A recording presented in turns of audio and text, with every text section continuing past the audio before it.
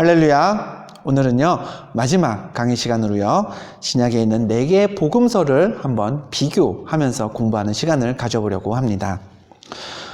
복음서, 우리가 잘 알고 있는 것처럼 신약에는 마태, 마가, 누가, 요한 이렇게 4개의 복음서가 있습니다. 이 4개의 복음서를요 크게 2가지로 나눠본다면 이렇게 나눌 수 있습니다. 공관복음과 공관복음이 아닌 복음으로 나눌 수 있는데요. 공관복음이란 것 무슨 뜻일까요? 관점이 공통되다라는 이야기입니다. 공통된 관점으로 기록된 복음서다라는 뜻입니다. 즉 공통된 관점에서 예수님의 생애를 바라보고 또 비슷한 면에서 이 예수님의 행적들을 기록한 복음서를 가리키는데요. 신약에 있는 3개의 복음서, 마태, 마가, 누가복음, 이 3개의 복음서를 우리는 공관복음이라고 합니다. 그럼 공관복음이 아닌, 즉 공관복음 3개와는 조금 다른 관점에서 예수님의 행적을 기록한 책, 뭐가 남죠? 요한복음이 남습니다. 그림을 한번 보시겠습니다. 마태와 마가, 누가복음, 이 3가지의 복음서가 얼마나 비슷한지를 비교하고 있는 그림인데요. 보라색에 해당되는 부분입니다.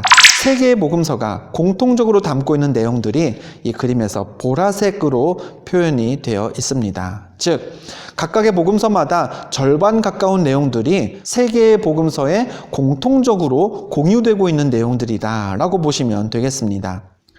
자, 이렇게 공관복음 하면은요 비슷한 관점에서 비슷한 내용들을 조금씩 다르게 기록하고 있는 복음서 3개를 의미하고요. 그러면은 이제 하나가 남습니다. 공관복음이 아닌, 즉 공관복음들과는 조금 다른 관점에서 예수님의 행적을 기록한 책, 요한복음이 남죠. 이 요한복음은 공관복음과 다른 관점에서 예수님의 사역을 기록했습니다. 다른 3개의 복음서에는 없는 기록들도 많이 있고요. 그리고 다른 복음서에 있는 내용이라 할지라도 포커스를, 중점을 다른 곳에 두고 설명하는 내용들이 많이 있습니다. 그러면은 이 공관복음과 비공관복음, 즉 요한복음을 한번 같이 맞물려서 비교해 보겠습니다. 먼저 그 내용의 측면인데요. 공관복음은요, 대체로 가능한 한 예수님의 모든 것을 기록하고 있습니다. 예수님이 어떻게 탄생하셨는지, 예수님의 생애 전반, 어릴 적은 또 어땠는지, 또 예수님의 죽음은 어땠는지, 예수님이 어떻게 부활하셨고 예수님이 어떻게 승천하셨는지까지 예수님에 대한 거의 모든 것을 다 담고 있는 게 공관복음의 특징입니다. 반대로 요한복음은요 조금 다릅니다. 요한복음 1장, 2장만 앞부분만 펴서 보셔도 아시겠지만 예수님의 공생의 시작 이전의 내용, 그러니까 예수님이 30살 무렵부터 하나님의 아들로서 세례받고 본격적인 사역을 시작하시기 그 이전의 내용들, 공관복음엔 어떤 게 있나요? 어떻게 태어나셨는지, 예수님이 12살 때 회당에서 율법을 가르치셨다 같은 공생의 이전의 내용에 대해서는 전혀 기록하고 있지 않는 게 요한복음입니다. 대신에 요한복음은 어떻게 시작하나요? 태초에 말씀이 있었다. 그 말씀이 육신이 되어서 우리에게 오셨다. 라는 식으로 조금은 더 무겁고 어렵게 느껴지는 시작을 갖고 있는 게 요한복음입니다. 다음으로 비교해 볼 부분은 예루살렘에 해당하는 내용입니다. 자, 공관복음에서는요, 예수님이 예루살렘을 몇 번이나 방문하실까요? 딱 한 번 방문하십니다. 언제요? 십자가 지시기 전, 그때 십자가를 지시기 위해 방문하시는 게 유일한 예루살렘 방문입니다.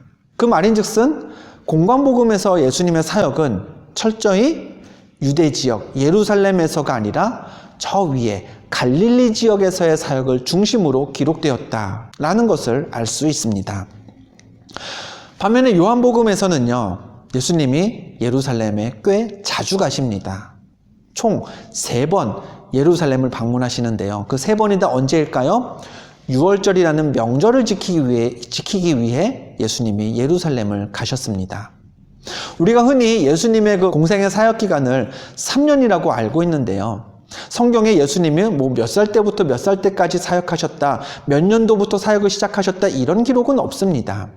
그러면 우리가 어떻게 예수님의 공생애가 3년이란 걸 알까요? 요한복음에 따르면 예수님이 해마다 6월절에 예루살렘으로 가셨는데 그 기록이 3번 나오니까 아마 3년 정도 예수님이 사역하셨다라고 추측을 할 수 있는 겁니다. 이렇게 요한복음은요, 예수님의 예루살렘 방문을 해마다 있었던 그 방문 기록을 잘 기록하고 있습니다. 즉 요한복음은 예수님의 갈릴리 사역과 예수님의 예루살렘 사역을 비중 있게 둘 다 잘 담고 있다라고 보면 되는 거죠. 예수님의 같은 사역을 표현하는 방법도요, 공관복음과 요한복음이 조금 다릅니다. 공관복음에는요, 무엇보다도 비유가 많이 쓰입니다. 여러분들 잘 알고 계시는 비유들 있죠? 땅에 떨어진 4가지 씨앗의 비유, 또 겨자씨 비유, 가라지 비유, 포도원 품꾼 비유, 선한 사마리아인의 비유, 달란트 비유 등등 우리가 알고 있는 많은 성경의 비유들이 이 공관복음에 기록되어 있습니다. 반면에 요한복음에는요, 비유가 전혀 쓰이지 않았습니다. 대신에 요한복음은 이야기를 풀어감에 있어서 예수님이 뭔가 비유를 말씀하셨다 이게 아니라 예수님과 누군가의 대화를 통해서 예수님의 생각, 예수님의 가르침 이런 것들을 전하게 됩니다. 한번 볼까요? 요한복음 3장에 누가 등장하죠? 니고데모가 등장합니다. 예수님이 밤에 찾아온 니고데모와 많은 이야기를 나누십니다. 그러면서 하셨던 유명한 구절이 뭐죠? 하나님의 세상을 이처럼 사랑하사 하는 그 요한복음 3장 16절.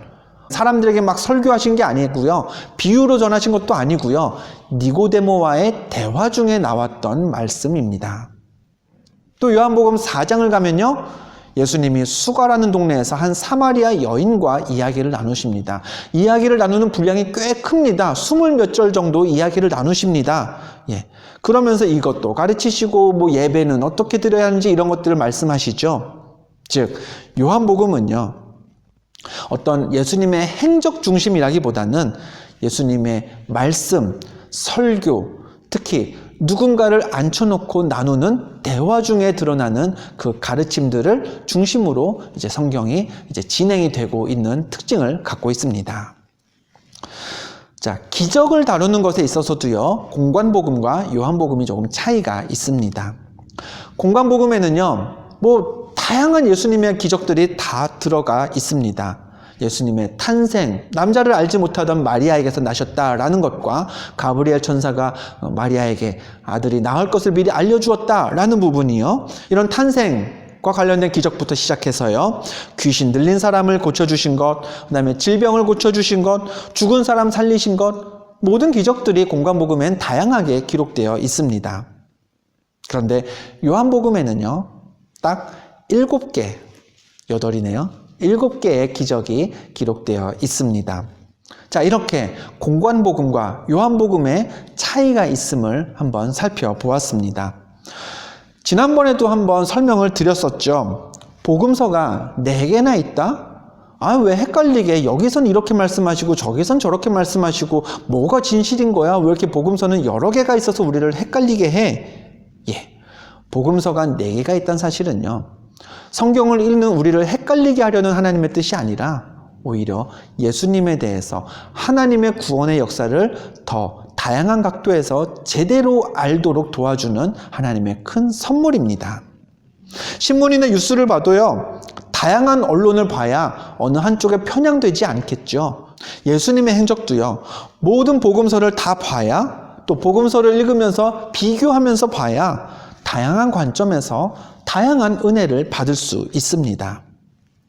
각 복음서, 공관복음이라고 해도요, 마태와 마가, 누가가 강조하는 부분이 다르기 때문에 같은 이야기를 해도 또 우리는 그 말씀을 읽으면서 받는 은혜는 또 다른 복음서에서 받았던 은혜와 또 다른 은혜를 받을 수 있는 것입니다. 우리에게는 복음서가 4개나 주어져 있다는 걸 참 감사히 여겨야 하는 부분인 겁니다. 네, 여기까지 쉽게 내딛는 신약의 첫걸음 강의를 이어왔습니다. 이제는 그 첫걸음 아장아장 걷는 걸음을 넘어서 좀 성큼성큼 걸으실 수 있으시겠습니까? 앞으로 이어질 여러 가지 신해산학교 강의들이 있습니다. 그 강의들을 계속해서 이제 온라인 영상으로라도 혹은 우리가 또 편안히 모일 수 있다면 교회에 오셔서 강의를 들으시면서 성큼성큼 큰 걸음으로 하나님 곁으로 가깝게 걸어가시는 우리 기름교회 성도님들이 다 되셨으면 좋겠습니다. 10번의 강의 동안 함께 해주셔서 감사합니다. 잘 듣고 있다고 또 여러모로 응원해 주시고 격려해 주셔서 더 감사했습니다. 빠른 시일 안에 교회에서 건강한 모습으로 뵙겠습니다. 감사합니다. 승리하세요.